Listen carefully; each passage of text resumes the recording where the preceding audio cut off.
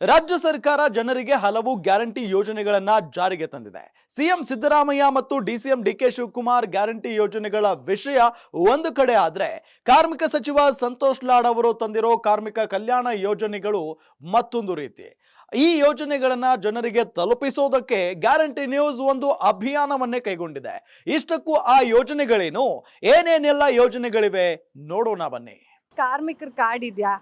ಕಾರ್ಮಿಕರ ಕಾರ್ಡ್ ಮಾಡಿಸಿಲ್ಲ ಮೇಡಮ್ ಯಾರು. ಏನು ಅದ್ರ ಬಗ್ಗೆ ನಮ್ಗೆ ಅನುಭವ ಇಲ್ಲ, ಮಾಡಿಸ್ಬೇಕು.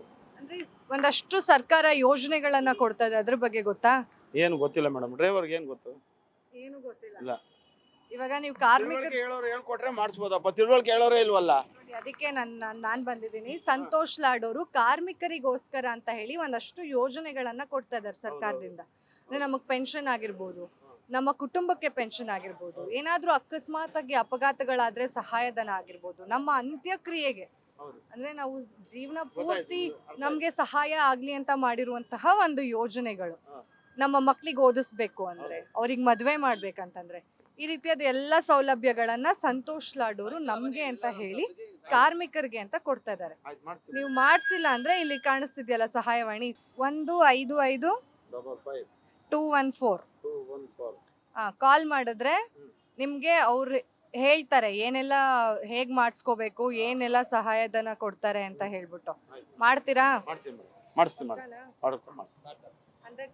100%. ಲೇಬರ್ ಕಾರ್ಡ್ ಇದೆಯಾ? ಲೇಬರ್ ಕಾರ್ಡ್ ಇದೆ. ಅದ್ರಲ್ಲಿ ಸೌಲಭ್ಯಗಳು ಸಿಗ್ತಾ ಇದೆ, ತಗೊಂಡಿದ್ದೀರಾ? ಒಂದು ಹೋದ ಸಲ ಲಾಕ್ಡೌನ್ ಮಾಡಿದ ಮಾತ್ರ ತೊಗೊಂಡಿದ್ದೀವಿ. ಇವಾಗ ಮತ್ತೆ ಏನು ಸೌಲಭ್ಯ ಮಾಡಿಲ್ಲ, ಬಂದಿಲ್ಲ. ಏನು ದುಡ್ಡು ಗಿಡ್ಡು ಏನು ಬಿದ್ದಿಲ್ಲ. ಬಂದಿಲ್ವಾ? ಅಂದ್ರೆ ನೀವು ಮತ್ತೆ ಹೋಗಿ ಚೆಕ್ ಮಾಡಿಸಿ ವ್ಯಾಲಿಡಿಟಿ ಎಲ್ಲ ನೋಡ್ಕೊಂಡಿದ್ದೀರಾ? ಚೆಕ್ ಮಾಡಿಸಿಲ್ಲ, ಅದು ಕಾರ್ಡ್ ರಿಲರ್ನಿಂಗ್ ಮಾಡಿಸ್ಬೇಕು. ಮಾಡಿಸ್ಬೇಕು ಮೇಡಮ್, ಈ ತಿಂಗಳು ಕೊಟ್ಟಿದ್ದಾರೆ ಮಾಡಿಸ್ಬೇಕು. ನಮ್ಮ ಸ್ವಲ್ಪ ಊರಲ್ಲಿದ್ದೀವಿ, ನಾವು ಬಂದಿದ್ದಿಲ್ಲ, ಇವಾಗ ಬಂದಿದ್ದೀವಿ ಮಾಡಿಸ್ತೇವೆ. ಇಲ್ಲ ಬಸವೇಶ್ವರ ಇದಕ್ಕೆ ಮಾಡಿಸಿದ್ವಿ. ಈಗ ಕಾರ್ಮಿಕರ ಸಚಿವರು ಸಂತೋಷ್ ಲಾಡ್ ಅವರು ಕಲ್ಯಾಣ ಯೋಜನೆಗಳನ್ನ ತಂದಿದ್ದಾರೆ, ಒಂದಷ್ಟು ಸೌಲಭ್ಯಗಳನ್ನ ತಂದಿದ್ದಾರೆ ಕಾರ್ಮಿಕರಿಗೆ ಅಂತ. ಅದ್ರ ಬಗ್ಗೆ ಗೊತ್ತಿದ್ಯಾ? ನಮ್ಗೆ ಗೊತ್ತಿಲ್ಲ ಮೇಡಮ್. ಗೊತ್ತಿಲ್ವಾ? ಇವಾಗ ನಾನೇ ಹೇಳ್ತೀನಿ. ಇವಾಗ ನೋಡಿ, ಇಲ್ಲಿ ಒಂದಷ್ಟು ಸೌಲಭ್ಯಗಳನ್ನ ಸಂತೋಷ್ ಲಾಡ್ ಅವರು ಕಾರ್ಮಿಕರಿಗೋಸ್ಕರ ಅಂತಾನೆ ತಗೊಂಡ್ಬಂದಿದ್ದಾರೆ. ನನ್ನಂತವ್ರಿಗೆ, ನಿಮ್ಮಂತವ್ರಿಗೆ ಅಂತ ಹೇಳಿ. ಪಿಂಚಣಿ ಸೌಲಭ್ಯ ಇದೆ, ನಮ್ಮ ಕುಟುಂಬಕ್ಕೆ ಪಿಂಚಣಿ ಸೌಲಭ್ಯ ಇದೆ. ನಮಗೆ ಅಕಸ್ಮಾತ್ ಏನಾದರೂ ಅಪಘಾತಗಳಾಯಿತು ಅಂದರೆ ಅದಕ್ಕೆ ಸಹಾಯಧನ ಕೊಡ್ತಾರೆ. ನಿಮ್ಮ ಹೆಣ್ಮಕ್ಳಿದ್ರೆ ಹೆರಿಗೆ ಸೌಲಭ್ಯ ಇದೆ, ಮಕ್ಕಳಿಗೆ ಶಿಕ್ಷಣ ಸೌಲಭ್ಯ ಇದೆ, ಅದಕ್ಕೂ ದುಡ್ಡನ್ನು ಕೊಡ್ತಾರೆ. ನಮ್ಮ ಆರೋಗ್ಯದಲ್ಲಿ ಏರುಪೇರಾಯಿತು ಅಂತಂದರೆ ಅದಕ್ಕೂ ಕೂಡ ಸಹಾಯಧನ ಕೊಡ್ತಾರೆ. ನಿಮ್ಗೆ ಏನು ಕೆಲಸ ಮಾಡೋದು ನೀವು? ನಾವು ಗಾರೆ ಡೆವಲಪರ್ ಕೆಲಸ ಮಾಡ್ತೇವೆ. ಅದಕ್ಕೆ ಟೂಲ್ ಕಿಟ್ ಕೊಡ್ತಾರೆ, ಅದು ಈ ಹಿಂದೆ ನೀವು ಮಾಡಿಸ್ಕೊಂಡಾಗ ತಗೊಂಡಿದ್ರಾ? ಮುಂಚೆ ತೊಗೊಂಡಿದ್ವಿ ಮ್ಯಾಮ್. ಸ್ಟೂಲ್ಗಳು ಹೇಳಿದ್ರು, ನಾವು ಊರಲ್ಲಿ ಇದ್ದೀವಿ, ಇಲ್ಲಿದ್ದಿಲ್ಲ. ಸ್ವಲ್ಪ ಊರಲ್ಲಿ ತೊಂದರೆ ಇತ್ತು, ನಾವು ಊರಲ್ಲಿ ಇದ್ದೀವಿ, ಇಲ್ಲಿದ್ದಿಲ್ಲ. ಹೇಳಿದ್ರು ಫೋನ್ ಮಾಡಿ. ಇವಾಗ ನೀವು ರಿನಿವಲ್ ಮಾಡಿಸಿದ್ರೆ ಇಷ್ಟೆಲ್ಲ ಸೌಲಭ್ಯಗಳಿದೆ ಅಲ್ವಾ, ಇದೆಲ್ಲ ಸಿಗತ್ತೆ.